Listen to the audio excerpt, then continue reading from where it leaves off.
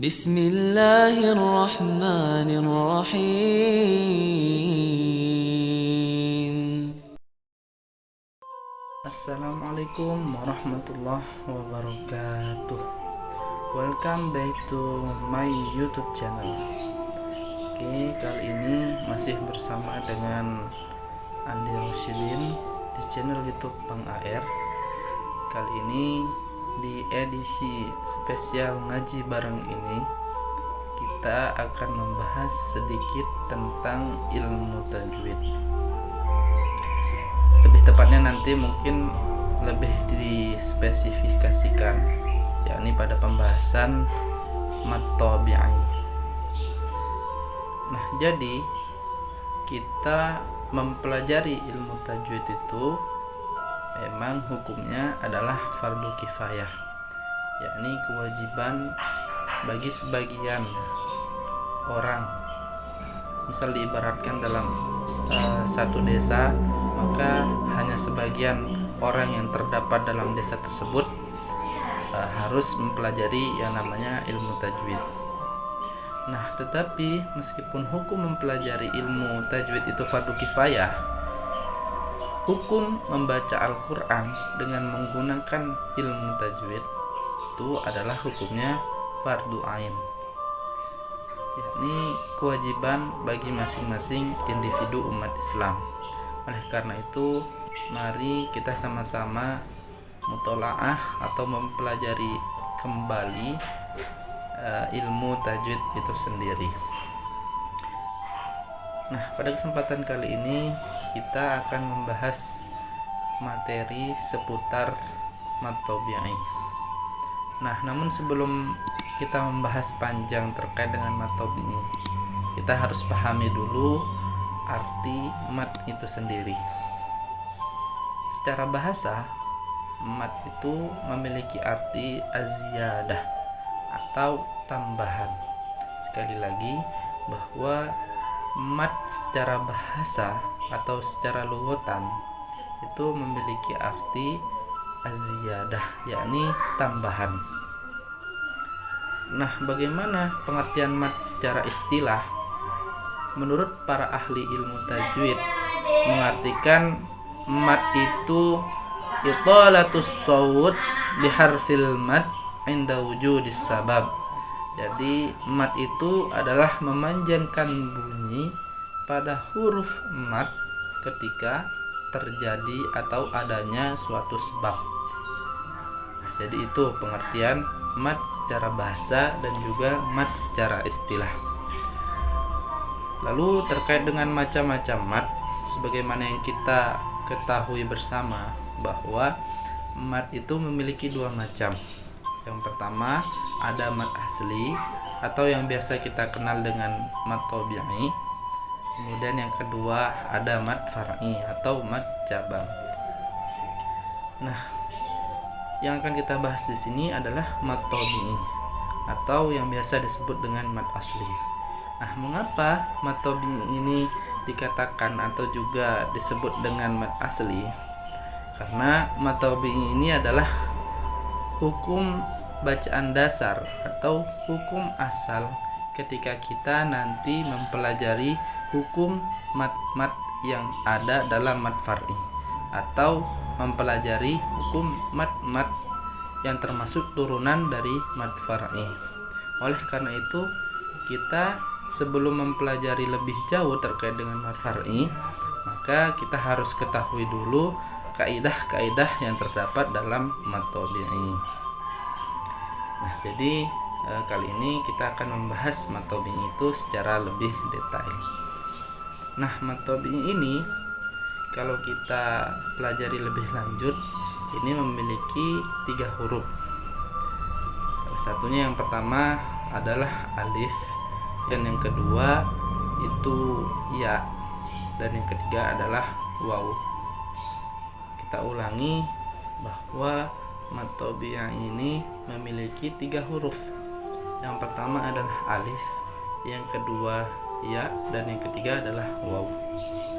Nah, mengulang kembali seperti yang saya katakan di awal tadi, bahwa pengertian mad itu adalah memanjangkan sesuatu ketika terjadi suatu sebab atau ketika adanya suatu sebab. Nah, apa sebab-sebab yang menyebabkan hukum atau menyebabkan bacaan kita dibaca mat itu? Yang pertama adalah alif apabila sebelumnya berharokat fathah. Saya ulangi, yang pertama itu adalah alif apabila sebelumnya berharokat fathah. Yang kedua, ya sukun apabila sebelumnya ada huruf yang berharokat kasroh. Kita ulangi, yang kedua adalah ya sukun yang sebelumnya terdapat huruf yang berharokat kasroh. Yang terakhir yakni wawu sukun apabila sebelumnya terdapat huruf yang berharokat dhammah. Sekali lagi, yang terakhir wawu sukun apabila sebelumnya terdapat huruf yang berharokat dhammah. Mari kita bahas satu-satu. Yang pertama yakni alif yang sebelumnya terdapat huruf berharokat fathah. Contohnya qola. Nah, mengapa lafadz qola ini kita kategorikan sebagai mad tabi'i? Karena kita lihat lafadz setelah qaf itu adalah alif. Kemudian sebelumnya terdapat huruf hijaiyah yang berharokat fathah, yakni pada huruf qafnya. Untuk itu kita bisa kategorikan bahwa lafadz qola ini termasuk bacaan mad tabi'i. Kemudian yang kedua yakni ya sukun yang sebelumnya terdapat huruf yang berharokat kasroh. Seperti contoh qila. Nah, pada lafadz qila ini kan terdapat ya sukun, yakni pada lafadz setelah qaf. Nah, sebelumnya ya sukun ini ada huruf qaf, yang mana huruf qaf ini berharokat kasroh. Nah, maka bisa kita kategorisasikan ini adalah hukum bacaan mad tabi'i.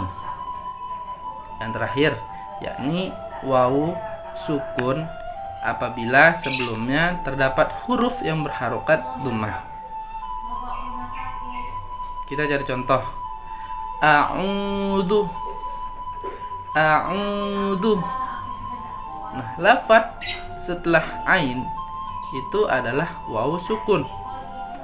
Nah, sebelum wawu sukun itu adalah huruf ain, yang mana huruf ain tersebut berharokat dhammah. Nah, maka a'udhu ini bisa kita kategorisasikan sebagai mad tabi'i. Nah, lalu cara membacanya bagaimana? Cara membaca huruf mad tabi'i atau hukum bacaan mad tabi'i ini yakni dipanjangkan sebanyak satu alif, atau sebanyak satu alif sama dengan 2 harokat. Nah, bagaimana kita menentukan harokat tersebut? Jadi harokat dalam tajwid ini digambarkan seperti ketukan. Jadi kalau 2 harokat itu sama dengan 2 ketukan. Kita aplikasikan ke dalam contoh yang saya sebutkan tadi. Qola, kita kasih 2 ketukan. Qola. Kemudian contoh yang ya, qila. Kemudian contoh yang terakhir yakni yang wawu sukun. A'udhu. Nah, jadi itu tadi cara membaca atau panjang dari mad tabi'i. Jangan sampai lebih, karena kalau sampai lebih nanti bisa jatuhnya kepada pembahasan mad far'i yang mad wajib dan juga mad jaiz. Nah, mungkin cukup sekian teman-teman yang ada di rumah. Apabila ini bermanfaat, Monggo di-share, monggo dipelajari bersama, dan monggo diterapkan ketika membaca Al-Quran. Nah, mungkin teman-teman nanti bisa mencari contoh yang lainnya di dalam Al-Quran, karena contoh mad tabi'i di dalam Al-Quran ini sangat banyak. Bahkan di setiap ayat itu ada hukum bacaan mad tabi'i.